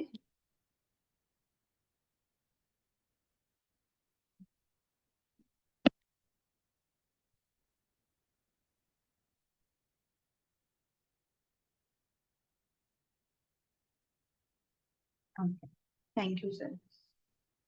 थर्ड सब्जेक्ट है आपका मैथ। तो ये मैं सिर्फ आपका कॉन्फिडेंस बिल्ड करने के लिए आपको अगेन सिलेबस दिखा रही हूँ कि इसका भी अभी कोई स्ट्रेस नहीं लेना। आप अभी अपने 12th के सिलेबस के ऊपर ही फोकस करो एंड मैथ भी आप 2 महीने में बहुत इजीली क्रैक कर सकते हो। मैथ की आपकी डेली 2 क्लासेस हुआ करेंगी। एक हुआ करेगी मैथ की क्लास, एक हुआ करेगी स्टैट की क्लास, क्योंकि कुछ बच्चों का मैथ में फोबिया होता है। तो हम कोशिश करते हैं कि वो स्टैट्स में ज्यादा अच्छे मार्क्स स्कोर करें। मैं अभी आपको सिलेबस दिखाने के बाद पासिंग क्राइटेरिया भी बताऊंगी कि पासिंग क्राइटेरिया क्या है। तो मैथ के सिलेबस में है ratio and proportion, 10th class का टॉपिक है। Time and work related problems, 5th 6th class का टॉपिक है। इंडिसेस, लॉग्स, देन इक्वेशंस कैसे सॉल्व करनी है up to 3 variables, linear inequalities, simple interest की कैलकुलेशन, कंपाउंड इंटरेस्ट की कैलकुलेशन, प्रेजेंट वैल्यू का कॉन्सेप्ट, फ्यूचर वैल्यू, एन्युटी वगैरह का कॉन्सेप्ट, ईएमआई कैसे कैलकुलेट की जाती है कि अगर किसी पर्सन ने लोन लिया उसका क्या रेट ऑफ इंटरेस्ट है और टाइम आपको गिवन है तो ईएमआई कैसे कैलकुलेट की जाएगी। ये चैप्टर की वेटेज है अप्रोक्सीमेटली 15 मार्क्स। तो मैथमेटिक्स और फाइनेंस, एक्चुअली बहुत सारे बच्चे ये भी सोचते होंगे कि मैम मैथ छोड़ा था, कॉमर्स इसलिए लेनी थी क्योंकि मैथ छोड़ा था। अब भी अगर सीए में फिर से मैथ आ गया तो मैथ बच्चे सिर्फ सीए फाउंडेशन लेवल पे है, इसके बाद है ही नहीं। तो अगर आप मैथ से डरते हो, पहली अच्छी चीज। दूसरी अच्छी चीज, ये कोर मैथ जो कि नॉन मेडिकल वाले स्टूडेंट्स को पढ़ाया जाता है, ट्रिग्नोमेट्री, ज्योमेट्री, वैसा कुछ भी नहीं है हमारे सिलेबस में, जो कि एक फाइनेंस प्रोफेशनल के लिए जरूरी है। इंटरेस्ट की कैलकुलेशन, प्रॉफिट और लॉस, एक कॉमन सेंस बिल्ड करने के लिए जरूरी है। जो भी पर्सन फाइनेंस में काम कर रहा है उसके लिए जरूरी है, वो चीजें हैं। ये जो अकेला फोर्थ चैप्टर ही है ना, इसकी वेटेज ही 15 नंबर है। उसके बाद permutation and combination, AP GP, again आप लोगों का 10th क्लास का टॉपिक है। Sets, relations and functions, 7th या 8th क्लास का टॉपिक है। ये परम्यूटेशन एंड कॉम्बिनेशन और 8th chapter differentiation and integration, सिर्फ ये 5th और 8th चैप्टर ऐसे हैं जो कि 11th 12th में है। तो अगर आपके पास 11th 12th में मैथ था, this is going to help you, but अगर नहीं था, नथिंग टू वरी। 20 मार्क्स का लॉजिकल रीजनिंग, जैसे मैंने आपको बताया, डायरेक्शन टेस्ट, ब्लड रिलेशंस, बिना तैयारी के भी आप सबके 10 15 नंबर इस टॉपिक में आ जाएंगे। स्टैट्स में सब कुछ बिल्कुल same, statistical representation of data, central tendency, dispersion, standard deviation वगैरह, probability, correlation, regression, index numbers, और एक थ्योरी चैप्टर है। ये सारे चैप्टर। लास्ट हमारे पास आया business economics, demand and supply, production and cost, price determination in different markets, national income, then business के साइकिल्स कौन कौन से हैं, public finance, money market, international trade. सब कुछ आप लोगों ने जो पहले पढ़ा हुआ है वो सारा कुछ रिपीट हो रहा है, कोई भी चीज नई नहीं है। इसका मतलब ये नहीं कि सब्जेक्ट को लाइटली लेना है, बस इसका मतलब ये है कि मुझे नए, जैसे ही हमारे बोर्ड एग्जाम्स खत्म हुए अप्रैल में, मतलब हम जो अपने स्टूडेंट्स को टाइमलाइन देते हैं, हम टाइमलाइन ये देते हैं कि अगर हम, लेट्स अज्यूम आप हमारे पास 1 अप्रैल को कोचिंग शुरू करते हो, कि 1 अप्रैल से लेके 10th मई तक आपने सारे जो भी न्यू टॉपिक्स हैं जो 11th और 12th में आपने नहीं किए, या जिनका कम्प्लेक्सिटी लेवल टीचर को लगता है कि ज्यादा है, या फिर इस जिसकी वेटेज ज्यादा है, वो सब आप लोगों ने 10th मई तक कंप्लीट करने होते हैं। हम आपको एक टाइम टॉपिक्स की लिस्ट दे देते हैं कि 10th मई तक हमारा ये टारगेट है, ये सिलेबस हम लोगों ने कंप्लीट करना है। प्लस इकोनॉमिक्स, जो कि सारी आप लोगों ने पहले से ही पढ़ रखी है, इसके बहुत सारे क्वेश्चंस, मतलब हर टॉपिक के कम से कम 100 क्वेश्चंस एमसीक्यूज आप लोग क्लास में प्रैक्टिस करोगे। क्योंकि पढ़ तो हमने 11th 12th में पहले से ही रखा है कॉन्सेप्ट कि हम सीए लेवल के लिए कॉन्सेप्ट को मास्टर कर लें, कि एमसीक्यूज में इन प्रॉब्लम्स को कैसे हैंडल करना है वो कर लें। तो डेली आपने 1 आवर इकोनॉमिक्स को देना होगा और बाकी के टाइम पे आपने नए टॉपिक्स प्रिपेयर करने होंगे। फिर 10th मई से लेके 25 मई तक जो भी पुराने टॉपिक्स हैं हम उन सबको रिवाइज करवाते हैं। जो टॉपिक्स आपने 11th 12th में किए हुए थे बाय चांस तब आपका कॉन्सेप्ट वीक रह गया या फिर अब आप भूल चुके हो, हम उन सारे टॉपिक्स को रिवाइज करेंगे। और 26 से लेके जून के एंड में एग्जाम होते हैं, 10th-15th जून तक हम आपके टेस्ट लेते हैं, जिसमें आप लोग एक बार सारा कुछ दोबारा रिवाइज कर लेते हो। पूरा आपको शेड्यूल मिल जाता है कि 26 जून को अकाउंट्स की बुक 1 का टेस्ट है, तो आपको पता है कि मुझे पूरा सिलेबस अकाउंट का इस डेट तक रिवाइज करना है, तो आपको प्रॉपर शेड्यूल मिलेगा एंड उस शेड्यूल के अकॉर्डिंग आपके सारे सिलेबस के टेस्ट होंगे। इस तरीके से एग्जाम से पहले ही आपकी 2 बार रिविजन हो गई, 2 बार आपने पूरे सिलेबस को देख लिया, साथ में आपको गाइडेंस मिल गई कि एग्जाम वाले टाइम मैंने थर्ड टाइम कैसे रिवाइज करना है। तो इस तरीके से आप लोग इसे सॉल्व कर सकते हो। ठीक है। During discussion of CA foundation हमने पासिंग क्राइटेरिया डिस्कस नहीं किया था। क्या आप में से किसी स्टूडेंट को पता है कि सीए फाउंडेशन, सीए का पासिंग क्राइटेरिया क्या है? मुझे बताएगा कोई भी? I think it is time कि हम आप सबके बारे में भी डिस्कस करें। जैसे हमने क्लास की स्टार्टिंग में कहा था, it will be a two way session. मैं आप सबके बारे में जानना चाहूंगी।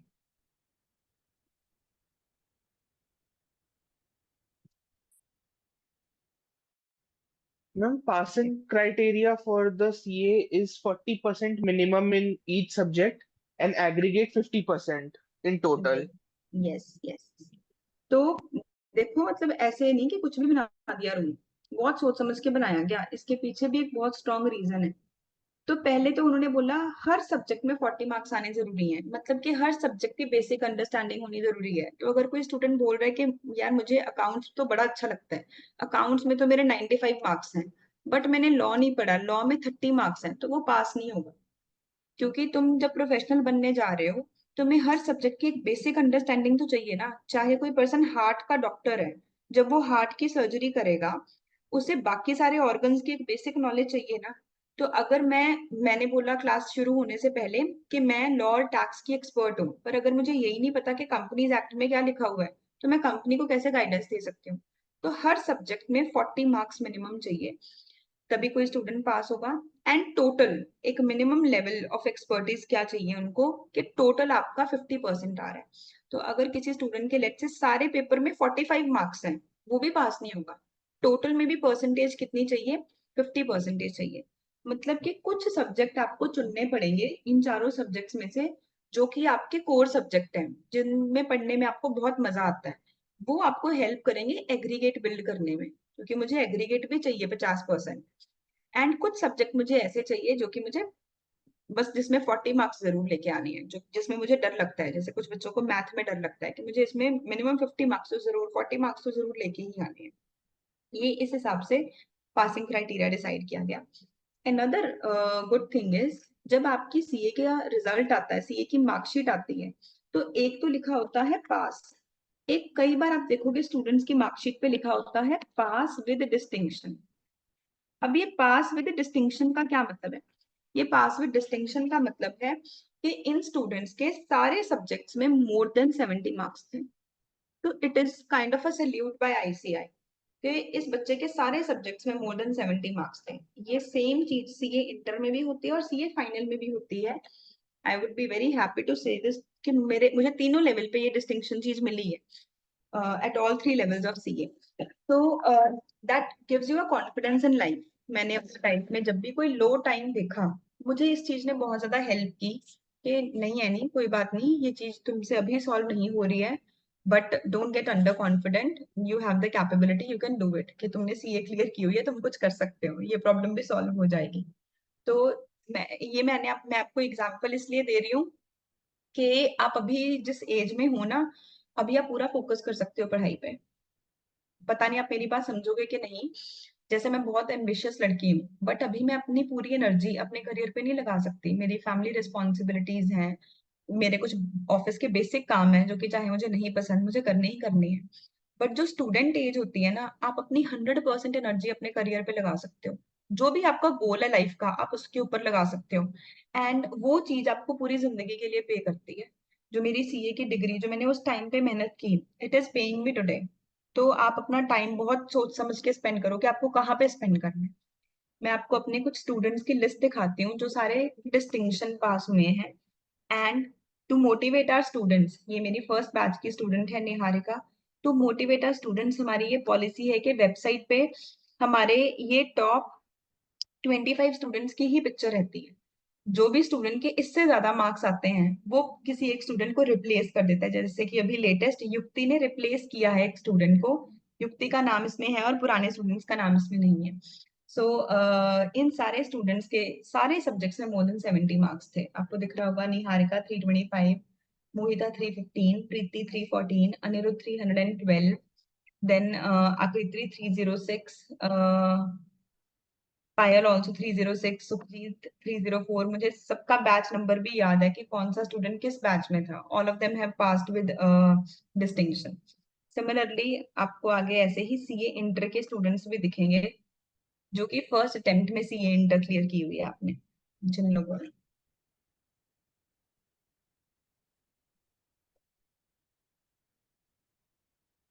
ठीक है, now before we end the session, मैं एक लास्ट चीज डिस्कस करना चाहूंगी। मैंने आपको बोला था कि जो भी हम लोग प्रॉब्लम्स डिस्कस करेंगे, चैलेंजेस डिस्कस करेंगे, उन चैलेंजेस के सॉल्यूशन भी डिस्कस करेंगे। तो हमारे पास चैलेंजेस में मैंने बोला लो पास परसेंटेज। पहला चीज जो बच्चों को डर लगता है कि सीए की पास परसेंटेज लो है। सेकंड, हाई या लार्ज सिलेबस।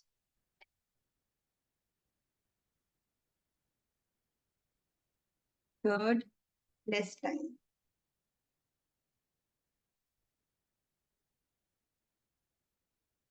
तो लो पास परसेंटेज को कैटर करने के लिए तो हमने अपने माइंड को ही मेंटली प्रिपेयर करना है कि ये तो हमारे लिए पॉजिटिव चीज ही है। इसका मतलब ये है कि जो मैं करियर ऑप्ट कर रहा हूँ ये जेन्युइनली मार्केट में रिक्वायर्ड है, कि ऐसा नहीं होगा कि मैं मेहनत करूं और बाद में मुझे इसका बेनिफिट ना मिले। और ऐसे सुनने में तो लगता है कि सीए की पास परसेंटेज लो है, 25% है। बट अगर इसे किसी भी और अच्छे करियर के साथ आप कंपेयर करो तो बाकी सबसे इसकी पास परसेंटेज अभी भी हायर है। मतलब अगर मैं इसे बॉलीवुड से भी कंपेयर करूं तो बॉलीवुड में भी सारे सेलिब्रिटीज थोड़ी सक्सेसफुल सेलिब्रिटीज हैं। सिर्फ 1 या 2% सेलिब्रिटीज ही ऐसे होंगे जो कि सक्सेसफुल हैं। अगर मैं क्रिकेट के साथ कंपेयर करूं, अगर मैं आईएएस के साथ भी कंपेयर करूं, आईएएस का पास परसेंटेज 1% भी नहीं है। पता नहीं कितने लाख्स एंड करोड़ ऑफ लोग सोचते हैं कि मुझे आईएएस करनी है और उसमें से सिर्फ 1% लोग आईएएस बन पाते हैं। अगर मैं बोलूं कि आईआईटी या आईआईएम अहमदाबाद, इनका भी पास परसेंटेज लेस देन 10% है। बल्कि यहाँ पे मुझे ये फायदा मिल रहा है, देयर इज नो रिजर्वेशन। कोई schedule caste, schedule tribe, OBC, कोई भी कोटा है ही नहीं। सिंपल चीज है, मेहनत करो पास होगे तो डिग्री मिल जाएगी, मेहनत नहीं करोगे पास नहीं होगे तो डिग्री नहीं मिलेगी। There is no reservation. बहुत सारा सिलेबस है, डेली स्टडी। जब हमारे पास कम टाइम है, आप अच्छे प्रोफेशनल और एक्सपीरियंस टीचर्स जिनको पता है कि इतने कम टाइम में सिलेबस कैसे पूरा करवाना है, उनके पास जाके पढ़ो। तो हमारी टीम में वी आर 3 फैकल्टीज जो कि आपको सीए के बारे में पढ़ाएंगे। मेरी रिस्पॉन्सिबिलिटी होगी 2 सब्जेक्ट्स मैनेज करना, accounts and law. So 200 marks की रिस्पॉन्सिबिलिटी मेरी है आउट ऑफ 400। सेकेंड, हमारे टीम में है प्रोफेसर रश्मि। रश्मि मैम को मोर देन 25 ईयर्स का एक्सपीरियंस है। मैम ने यूजीसी फर्स्ट अटेम्प्ट में क्लियर किया था अपने टाइम पे। मैम आप लोगों को इकोनॉमिक्स और स्टैटिस्टिक्स पढ़ाएंगे। Right now ma'am Saint Stephen's में सीनियर इकोनॉमिक्स फैकल्टी भी हैं। हमारे पास भी वो 2019 से पढ़ा रहे हैं। And she will teach you economics and start. तो she knows her job, experienced है अपने काम में। उनको पता है कि बच्चों को 2 महीने में ये सारा सिलेबस मैं कैसे कंप्लीट करवाऊँ। नेक्स्ट हमारे थर्ड फैकल्टी है प्रोफेसर अश्विनी। अश्विनी सर हमारे इंस्टीट्यूट में मैथ और एलआर पढ़ाते हैं।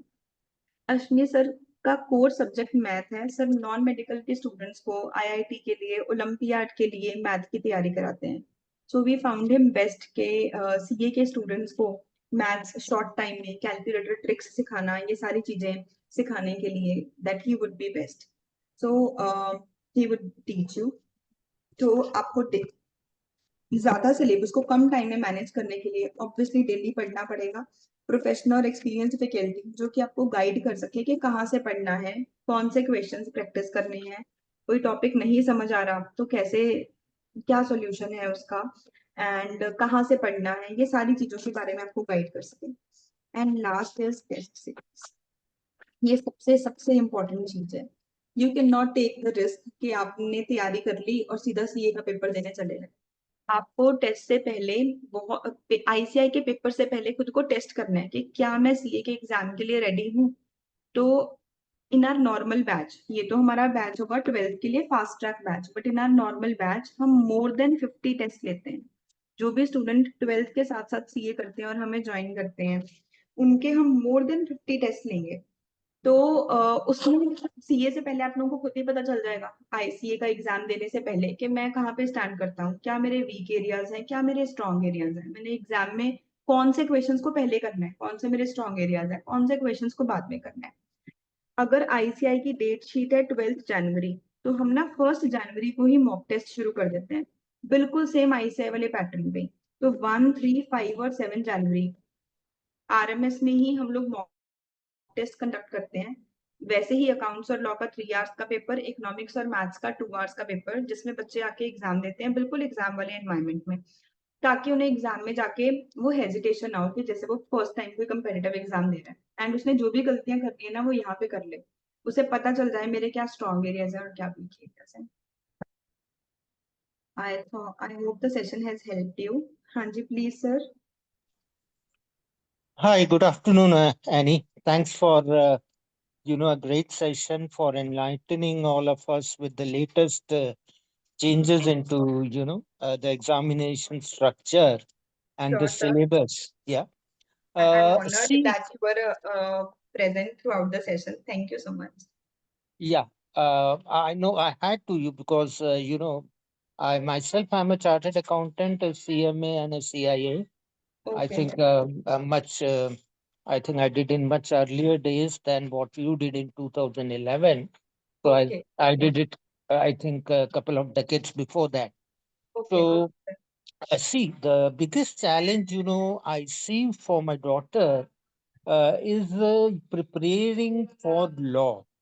So Okay. though you have mentioned, in November and December, that is rightly so. But these days the students are getting crazy for the CUET stuff. So I would like to know, how to, balance this between CUET and law, because CUET, my understanding is, doesn't has law as a subject. Yeah. And Yes. secondly, what is your personal take on CUET? Yeah, how whether the students are, righteous enough in being crazy after CUET? Because in my days there was no such concept, and I guess in your days too. So of course TU is great, but I coming from ST, it used to be great in my days. So you are taking great on this would be a great input. Thank you so much, Annie. Yeah. Okay sir, okay. I think ये और भी बहुत सारे students का doubt होगा। तो बच्चे, अभी गवर्नमेंट ने कुछ टाइम पहले एक एग्जाम शुरू किया है, CUET, common university entrance test. तो अगर कोई भी स्टूडेंट बीकॉम करना चाहता है तो उसे ये एंट्रेंस एग्जाम देना होगा और उसके बाद डिसाइड होगा कि आप कौन सी यूनिवर्सिटी में एलिजिबल हो बीकॉम करने के लिए। तो अगर आप दिल्ली यूनिवर्सिटी, बैंगलोर में के जो भी अच्छे कॉलेजेस हैं, इनमें से कहीं पे भी अगर आप बीकॉम करना चाहते हो, दिस एग्जाम इज कंपल्सरी, इसके बिना आप उस एग्जाम उसके लिए एलिजिबल नहीं। बट अगर आप पंजाब यूनिवर्सिटी से बीकॉम करना चाहते हो तो पंजाब यूनिवर्सिटी में अभी भी सीयूईटी एप्लीकेबल नहीं, पहली चीज। अब जो भी स्टूडेंट्स को वैसा लगता है कि वो 12th बोर्ड्स में मोर देन 95% सिक्योर करेंगे, ये मैं बात कर रही हूँ सिर्फ उन बच्चों के लिए जो कि नॉर्थ इंडिया में रह रहे हैं। क्योंकि उसका मैं लॉजिक भी बताती हूँ। जो बच्चा नॉर्थ इंडिया में रह रहा है, लेट्स से पंजाब के किसी टाउन में रह रहा है, हिमाचल में रह रहा है, या फिर जम्मू में रह रहा है, अब अगर वो अपने घर से बाहर जाएगा बीकॉम करने के लिए तो उसे दिल्ली जाना चाहिए। वो अब उससे कम एरिया में जाना तो मतलब नहीं बनता ना। तो या तो वो चंडीगढ़ आएगा पढ़ने के लिए या फिर वो दिल्ली जाएगा। दिल्ली में अच्छे कॉलेजेस हैं, एसआरसीसी, हिंदू कॉलेज, ये सारे अच्छे कॉलेजेस हैं। इन कॉलेजेस की जो नॉर्मली कट ऑफ है वो 98% से ज्यादा जाती है। तो जिस बच्चे के 12th में उसे लगता है कि मैं 95 मार्क्स से ज्यादा 95% से ज्यादा सिक्योर कर सकता हूँ, वो तो सीयूईटी के ऊपर मेहनत करे, अदरवाइज वो सीयूईटी के ऊपर मेहनत ना करे। मार्केट में सिर्फ एक मार्केटिंग गिमिक चल रहा है, मतलब इंस्टीट्यूट सिर्फ मॉनेटरी पर्सपेक्टिव से बोल रहे हैं कि सीयूईटी की तैयारी करो, सीयूईटी की तैयारी करो, एंड बच्चे इस एज में प्रॉपरली गाइडेड नहीं होते, वो डिस्ट्रैक्ट हो जाते हैं क्योंकि फ्रेंड्स भी कर रहे हैं तो वो भी सीयूईटी के लिए पढ़ने लग जाते हैं बिना ये जाने कि हमारा लॉन्ग टर्म गोल है क्या, वो लॉन्ग टर्म गोल के साथ अलाइन भी करता है या नहीं करता। मैं हाईलाइट करना चाहती हूँ स्पेशली इस चीज को। पिछले बैच में हमारे पास ऐसे 3 स्टूडेंट्स थे, हिमाचल में मंडी के स्टूडेंट्स थे, जिन सबने 96% मार्क्स सिक्योर किए 12th के बोर्ड्स में, मतलब सुपर इंटेलिजेंट स्टूडेंट्स, मुझे अभी भी उनके नाम भी याद है। 96% मार्क्स थे। उसके बाद उन्होंने प्लान किया कि हम सीयूईटी भी करेंगे और हम सीए भी करेंगे, क्योंकि जब बच्चे के ज्यादा मार्क्स आते हैं ना तो वो कई बार ओवर कॉन्फिडेंट भी हो जाता है। तो सीयूईटी पर उनका क्रैक नहीं हुआ, क्योंकि सीयूईटी उससे भी बड़ा लेवल का गेम है। क्योंकि उसका कट ऑफ ही 98% से ज्यादा जा रहा है, तो ऑब्वियसली चाहे तुम इंटेलिजेंट हो फिर भी ये चांसेस नहीं है कि तुम उसमें सिलेक्ट हो पाओगे। अब उनका सीयूईटी नहीं हुआ, पर क्योंकि वो सीयूईटी पे फोकस थे, उनका सीए भी नहीं। तो मैं ये स्पेशली बताना चाहती हूँ कि आप जो भी चीज प्लान कर रहे हो कि आपको क्या करनी है, सीयूईटी करना है या सीए करनी है, दोनों इकट्ठे तो पॉसिबल नहीं है, आप दोनों के साथ फेयर ही नहीं कर पाओगे। हमारे पास ऐसे स्टूडेंट्स आए हैं जिनका सीयूईटी का रिजल्ट आ गया, उनको पता चला कि उनका सीयूईटी नहीं क्रैक हुआ, फिर उन्होंने सीए करनी शुरू की तो फिर उनका सीए भी हो गया। बट जिस बच्चे ने सीए और सीयूईटी इकट्ठे ट्राई किया, उसका ज्यादातर केसेस में दोनों चीजें ही नहीं हुई। तो आप फाइंड आउट करो कि आपका लॉन्ग टर्म गोल क्या है। Do you want to do CA और do you want to do BCom from a good college? शायद आप फ्यूचर में एमबीए करना चाहते हो, शायद लॉ करना चाहते हो या बिजनेस करना चाहते हो। अगर आप एक अच्छे कॉलेज से बीकॉम करना चाहते हो तो फोकस ऑन सीयूईटी, फिर आप आईपी मैट भी दो और सीयूईटी भी दो। बट अगर आपका फोकस सीए है तो आप कॉरेस्पॉन्डेंस से बीकॉम करो ना, क्योंकि आप सीए के साथ भी तब ही फेयर कर पाओगे। क्योंकि सर जैसे आपने शायद डायरेक्ट एंट्री रूट से सीए की होगी, मैंने एमसीएम कॉलेज के साथ साथ सीए की है। हम अपने डिग्री को अगर फेयर टाइम दे ही नहीं पाएंगे तो हम कैसे एक्सपेक्ट करते हैं कि हम पहले अटेम्प्ट में पास हो जाएं। अगर मैं उसे जेन्युइनली डेली टाइम उसके ऊपर स्पेंड कर रही हूँ, एनर्जी लगा रही हूँ, तभी मैं एक्सपेक्ट कर सकती हूँ कि उसका मुझे रिजल्ट भी मिलेगा। सो मैं ये किसी को भी एडवाइस नहीं करूंगी कि सीयूईटी और सीए दोनों चीजें करो। आप डिसाइड करो कि आपको लाइफ में क्या चाहिए और उसके बाद आप अपने एक गोल के ऊपर फोकस करो। And don't go after your friends. Sincere sincere request to all of you कि ये मत सोचो कि मेरे फ्रेंड ने ये किया है तो मुझे ये करना है। आपका अपना डिसीजन होना चाहिए, आपके लॉन्ग टर्म गोल के साथ, आपके फाइनेंशियल गोल के साथ, आपकी फैमिली के कितने फंड्स आपको दे सकती है, मतलब बहुत सारे फैक्टर्स होते हैं कोई भी करियर डिसाइड करने में, उन सारे बेसिस पे ये डिसाइड होना चाहिए।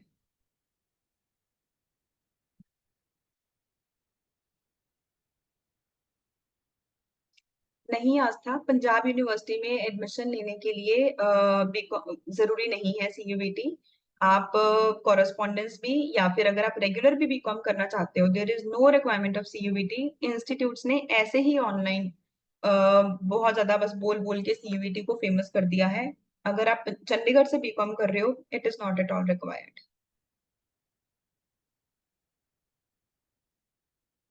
राइट। कोई भी और स्टूडेंट का कोई भी और डाउट हो? जैन्या, फैजल, निष्ठा, रिदम, अमृता, अनुष्का, आप सबको सेशन कैसा लगा? I think Geetanjali will call you. अगर आप लोगों में से कोई भी अभी स्टार्ट करना चाहता है क्लासेस स्पेशली लॉ के लिए, यू कैन कॉन्टैक्ट हर। आदित्य, नहीं, कॉलेज कंपल्सरी नहीं है बट रिकमेंडेड है। मतलब मैं ये नहीं बोलूंगी कि आप बीकॉम ही मत करो, चाहे आप सीए करना चाहते हो। एक ग्रेजुएशन, अगर आपने graduation is a basic degree, CA एक प्रोफेशनल डिग्री है। तो आज के टाइम पे इंडिया में बेसिक डिग्री है ग्रेजुएशन, तो चाहे आप सीए कर रहे हो बट फिर भी बीकॉम जरूर करो, कॉरेस्पॉन्डेंस करो, और उसके ऊपर कोई आपको एक्स्ट्रा टाइम एंड एनर्जी नहीं लगाना पड़ता, सेम सीए वाले subjects. Amrita, you can start after 11th। आप अभी अपनी 11th कंप्लीट कर लो, आप अप्रैल से स्टार्ट कर सकते हो।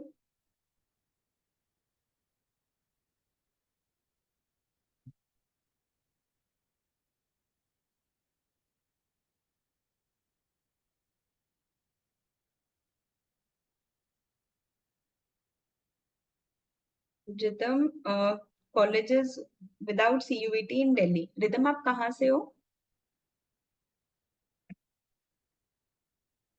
From where are you?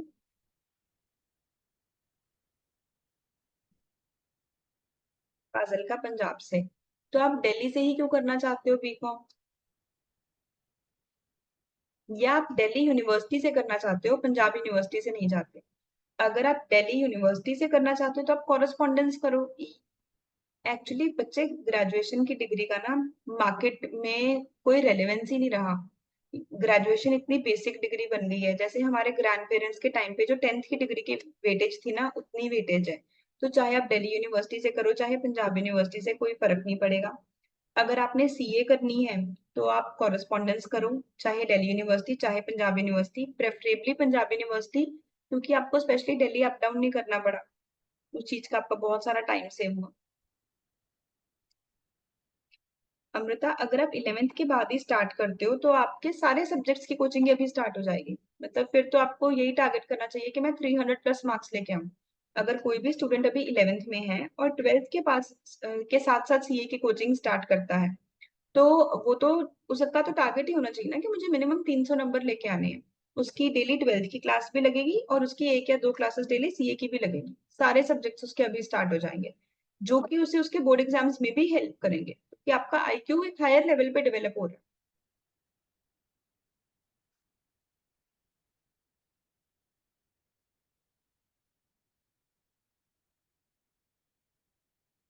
I think that's it from all of you.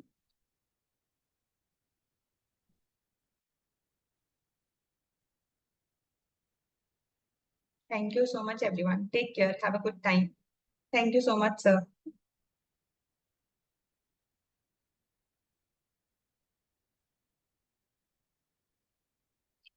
आस्था, आप प्लीज गीतांजलि से कोऑर्डिनेट करोगे? I will ask her to call you.